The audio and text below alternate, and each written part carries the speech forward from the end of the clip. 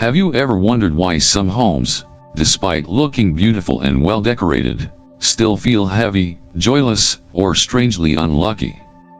Or why your health or finances keep fluctuating without any clear reason, even though nothing seems obviously wrong?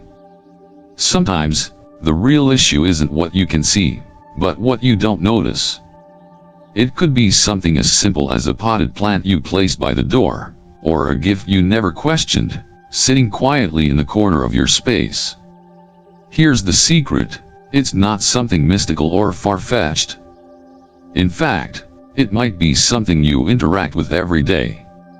Feng Shui teaches us that plants aren't just for decoration or fresh air, they actively affect the energy in your home. The wrong plant, in the wrong place, can quietly disturb the harmony of your environment. According to ancient Feng Shui principles, plants are energetic tools. They can attract luck and harmony, or cause stagnation and disharmony, depending on their shape, placement, and symbolism. A home filled with the wrong kinds of plants might unknowingly be sending prosperity, relationships, or good health right out the door. And here's the warning: if you don't recognize these subtle energy blocks, you could be unknowingly creating emotional stress, financial issues, or poor health, just because of what you chose to grow around you. This is not just a design mistake, it could be an energetic one that affects your entire life. So before we dive into the 5 Feng Shui plants you should absolutely avoid, take a moment to like this video and subscribe to Buddha's Odyssey for more guidance on how to harmonize your space and elevate your energy. And if you're ready to shift the energy in your life, comment below with "I welcome positive energy into my home." Let's start creating a space that truly supports your success and well-being. Number 1. Cactus. Among all the plants that stir debate within Feng Shui practice, the cactus holds a particularly controversial place. On the surface, it appears tough, independent, and remarkably adaptable, a symbol of endurance in harsh conditions. Yet beneath that admirable resilience lies a hidden issue: its physical and energetic sharpness. In Feng Shui philosophy, objects with pointed edges or aggressive forms are believed to generate what is called qi, or negative, cutting energy. The cactus, covered in rigid spines, emits this energy in a way that can interfere with the gentle, nourishing qi, life force, that a home needs to stay balanced. Unlike round-leafed or soft-bodied plants that encourage harmony, the cactus, especially when placed near the entrance, in the living room, or by the workspace, tends to push that energy outward, creating subtle discomfort, irritability, or even tension among family members. It might seem hard to believe, but many who've consulted Feng Shui practitioners about persistent stress or financial instability often find that something as simple as a thorny plant near their main door or hallway plays an unseen role. The entrance of a home is like the mouth of the body; it draws in energy from the outside world. If that pathway is guarded by something that bristles with aggression, it's like meeting your guests or opportunities with suspicion instead of openness. From a broader metaphysical perspective, the cactus symbolizes protection to such an extreme that it can block not just threats but also blessings. I've visited numerous households where the cactus was the only greenery present, chosen for its low maintenance, but the emotional atmosphere felt tense and uninviting. Some might argue that the cactus represents strength, especially in modern minimalistic design, and while that may be aesthetically true, Feng Shui doesn't judge beauty by form alone. It focuses on flow, interaction, and resonance. And in that regard, cactus often brings a stagnant or defensive energy that inhibits collaboration, intimacy, or relaxation. That's not to say the cactus has no place at all. If placed thoughtfully in outdoor spaces, like at the far edges of a garden, acting as natural protectors against harmful external energy, it can serve a purpose. But indoors, especially in personal or communal zones, its energy clashes with what those areas are supposed to nurture: trust, health, and prosperity. One Feng Shui master I studied under once said, What guards you too hard may also isolate you. That lesson stayed with me, and it rings particularly true with cactus plants. As always, Feng Shui is not about superstition, it's about alignment. Your space reflects your intention, and your intention is shaped by what you choose to surround yourself with. So if you're drawn to greenery and want to cultivate good fortune, consider plants with gentle, open, and vibrant features. Peace lilies, jade plants, or areca palms often work far better.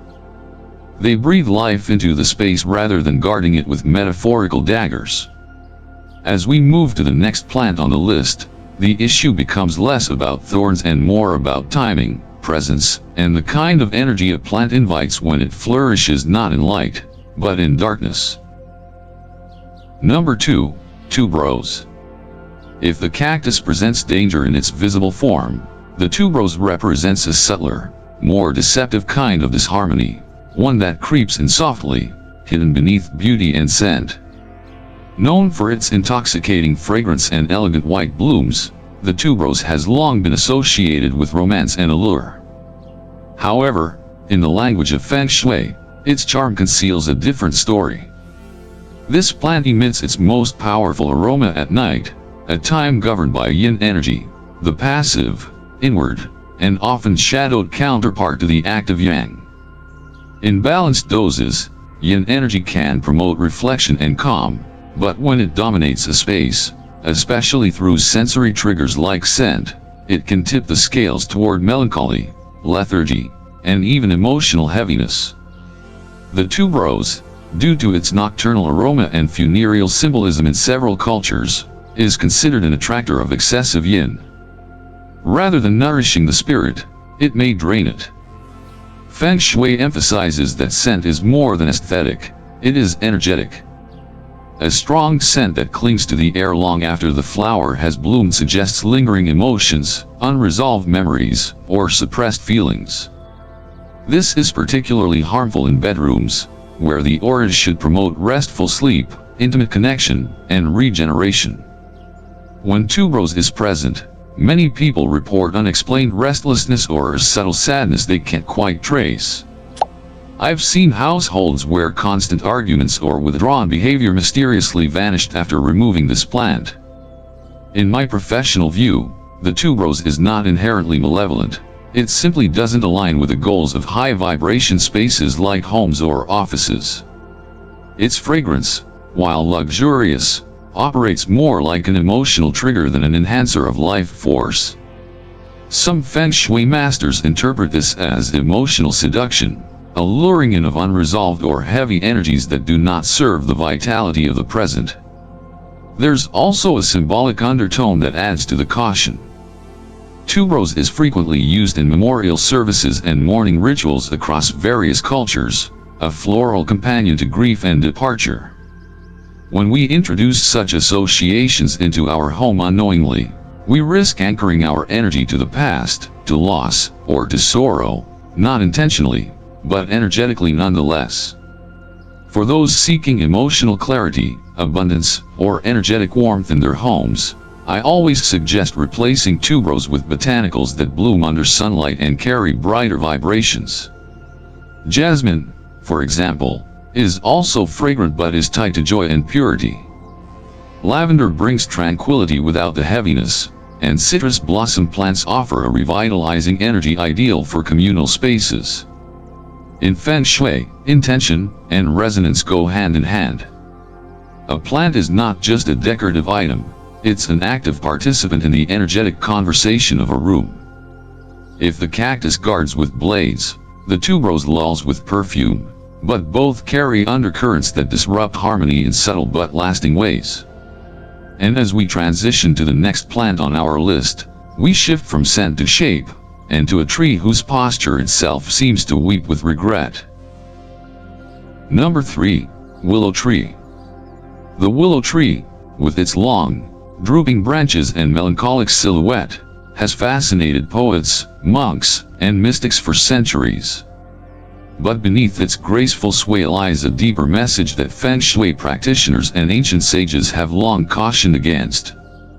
In Eastern philosophy, appearance is never taken at face value. It is a mirror of energy, and the willow's posture speaks volumes. Its branches hang as if in sorrow, its movement in the wind akin to silent weeping. In Feng Shui, such a form is not merely decorative, it is expressive of decline, loss, and the slow leaking of life force. The very name Willow, Liu, sounds phonetically similar to Lu in Vietnamese and Chinese, which means to flow away. And that is precisely the danger. The energy around the willow does not accumulate, it escapes. In practical terms, this means that planting a willow near your home, especially by the gate or main entrance, may symbolically and energetically invite wealth, joy, or opportunities to flow out and never return. Older generations used to say, "Nako liu trc san, tin inhnc," meaning a house with a willow in the yard sees money flow away like water. That isn't folklore alone, it's rooted in how energy dynamics work. The entrance of a home is the portal for qi to enter and circulate. If greeted by the downward pull of the willow, qi doesn't settle, it drifts. In business, this is disastrous. Entrepreneurs who have struggled with unstable income or partnerships often unknowingly plant willows believing them to be serene or artistic, only to later discover a persistent sense of stagnation or emotional detachment in their environment. From a psychological standpoint, the tree's emotional signature reinforces this. Its presence doesn't inspire expansion, it reinforces solitude, reflection, even mourning. That's why it may be used in temple gardens or meditative paths, where the goal is introspection, not manifestation. In my own consultations, I've advised clients to reserve willows for spaces where letting go, healing, or closure is needed. They may comfort a grieving heart, but they do not encourage abundance, clarity, or social warmth. Furthermore, the willow's relationship with water is both literal and symbolic. It thrives near rivers and lakes, yet Feng Shui teaches that excessive water elements, especially those paired with descending forms, can wash away not just luck, but health, clarity, and emotional resilience. It's no coincidence that in many cultures, willow trees are planted near graves or places of remembrance. They don't evoke growth, they honor what has passed.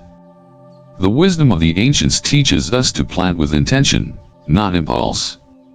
A good plant brings life in, anchors it, and helps it thrive. A sorrowful plant, no matter how poetic, must be given its proper place, far from the heart of the home. As we move forward to the next plant, we leave behind the quiet sorrow of the willow and confront a more potent, hidden energy, one that may disturb not through sadness, but through spiritual imbalance and invisible weight. Number 4. Small Banyan Tree. The banyan tree, with its aerial roots and expansive canopy, carries an undeniable air of mystery and reverence. In many Asian cultures, India, Thailand, Cambodia, and Vietnam, for example, this tree is considered sacred, often planted in temple courtyards, public shrines, or ancient pagodas. People gather beneath its shade to pray, meditate, or honor ancestral spirits. Yet, this spiritual depth comes with weight, and when brought into the domestic environment, particularly in small, enclosed homes, the banyan tree's presence can shift from sacred to suffocating. In Feng Shui, trees are viewed not only as physical structures but as energetic vessels. The banyan, unlike other plants, does not encourage upward or expansive energy. It anchors deeply and spreads horizontally, both physically and spiritually. Its energy is yin dominant, slow, inward, heavy. This makes it ideal for contemplation or ritual but problematic in dynamic spaces where movement, clarity, and joy are essential. I have visited homes where a small banyan had been planted in the courtyard or near the front gate with the intention of fostering strength and protection. Yet what unfolded was quite different. Residents reported frequent headaches, chronic fatigue, and a subtle tension that hung in the air. These effects weren't psychological, they were energetic. The banyan's roots, which sink wide and deep, are mirrored in its influence on the home's chi. Instead of letting energy flow freely, it gathers and holds, creating pockets of spiritual pressure. From a symbolic perspective, the banyan is often referred to as the dwelling of spirits. In traditional lore, it's said to be a favorite place for wandering souls or unseen forces. That's why, even today in rural regions of countries like Laos or Indonesia, people avoid cutting down banyan trees without performing a ritual first. The belief is not rooted in fear, but respect for the spiritual traffic these trees attract. In a residential Feng Shui analysis, this becomes a concern. While homes benefit from plants that circulate energy gently and nourish the occupants, the banyan has a more commanding nature. It doesn't integrate with the home's chi so much as it imposes its own. This is especially evident in compact or dimly lit spaces, where the tree's spiritual gravity becomes more pronounced. It may lead to feelings of heaviness, emotional withdrawal, or even strange disturbances that defy explanation. A client of mine once had a miniature banyan in a ceramic pot by her meditation space. Though the intent was spiritual grounding, she described dreams that became darker and a restlessness she hadn't experienced before. After we replaced the banyan with a bamboo palm, a plant known for its light, flowing energy, her sleep, and peace returned. None of this is to say that the banyan is an evil tree. On the contrary, it holds immense power, wisdom, and ancestral resonance. But as with any form of power, placement is everything. Just as you wouldn't bring a bonfire into your living room to warm the house, you shouldn't bring a banyan into a space meant for gentle human life. Its rightful place is outdoors, in large open spaces or spiritual compounds, where its energy can stretch and settle without distorting the intimate chi of everyday living. As we transition to the final plant in our list, we move from the mystical to the deceptive, a beauty that conceals danger not in its energy, but in its chemistry. Number 5, Oleander. Of all the plants admired for their ornamental appeal, Oleander is perhaps the most deceiving. With its vibrant blooms in shades of pink, white, and crimson, this plant is often mistaken as a symbol of grace and refinement. Yet in both Western botany and Eastern metaphysics, beauty can be misleading. Feng Shui, as a system rooted in thousands of years of observation and energetic mapping, has always emphasized that form must be in harmony with essence. And with Oleander, the essence is laced with danger. Every part of the plant, from its leaves to its flowers and sap, contains toxic compounds capable of harming not just animals but humans as well. In ancient Chinese Feng Shui texts, such plants were known as CMC, or poisonous wood, and were considered inauspicious even if visually appealing. These plants were said to possess a yin-dominant vibration that not only stagnated qi but also attracted mkai, a type of low, dense energy linked to illness, misfortune, or even spiritual interference. Oleander, by this standard, embodies both energetic and physical toxicity. In a household setting, this is particularly concerning if there are elderly people, children, or pets, whose energy fields are more delicate and more susceptible to subtle disruptions. In homes where oleander has been planted near entrances, porches, or garden edges, clients have reported recurring feelings of unease, minor accidents, or relationship tension without any apparent cause. While skeptics might dismiss this as coincidence, Feng Shui sees it differently. The space around us is not passive, it reacts and reflects. A plant that quietly holds poison in its veins is not simply neutral, it broadcasts that frequency into the environment. Feng Shui principles teach that the plants we surround ourselves with are extensions of our inner world and influence the dynamics of our outer life. Plants with sharp leaves, aggressive postures, or toxic properties were traditionally kept far from the home, especially places associated with nourishment, rest, or family bonding. Historical Feng Shui manuals caution against planting such species near wells, kitchens, or bedrooms, as they were thought to spoil the energy of the hearth. There's also a spiritual implication to oleander's presence. Because of its toxicity and long-standing use in folklore as a plant of endings, sometimes even referenced in burial traditions, it is symbolically tied to death and separation. Some ancient Vietnamese households even avoided naming this plant, referring to it instead as hoa di or the fierce flower, to avoid attracting its energy. This belief may seem superstitious today, but it is a reminder that our ancestors paid deep attention to nature's patterns. In a modern context, it's easy to get seduced by what looks good without asking what feels good. A garden full of oleanders may win praise from the eye, but it can quietly suppress the flow of joy, abundance, and safety in the space it occupies. In Feng Shui, that imbalance is enough to warrant removal. If you're looking to fill your home or garden with flowers, consider ones that have uplifting, protective, or purifying properties instead. Chrysanthemums for clarity, peonies for romance, or marigolds for protection. The energy of a home is sacred, and each plant you bring into it must align with that sacredness. Having now explored the 5 plants most likely to disrupt harmony and fortune in your space, it becomes clear that true Feng Shui is not about aesthetic trends, it is about the invisible conversation between nature, energy, and intention. Number 6. Feng Shui tips for choosing the right plants. Choosing the right plants in Feng Shui goes far beyond aesthetics. It's about aligning the energy of your space with harmony, vitality, and intention. Begin by considering the direction your home faces and how it interacts with your personal element, as defined by the 5 elements theory. For instance, fire element individuals benefit from lush, upward-growing plants in the south or southeast, while earth types may find grounding through stable, broadleaf greenery in the southwest. Placement is equally essential. Plants should never block the natural flow of qi, particularly near entrances or hallways where energy is meant to circulate freely. In fact, a poorly positioned plant can act as an energetic roadblock, subtly disrupting communication, clarity, or prosperity. Lastly, always observe the condition of your plants. A thriving, green plant magnifies life force.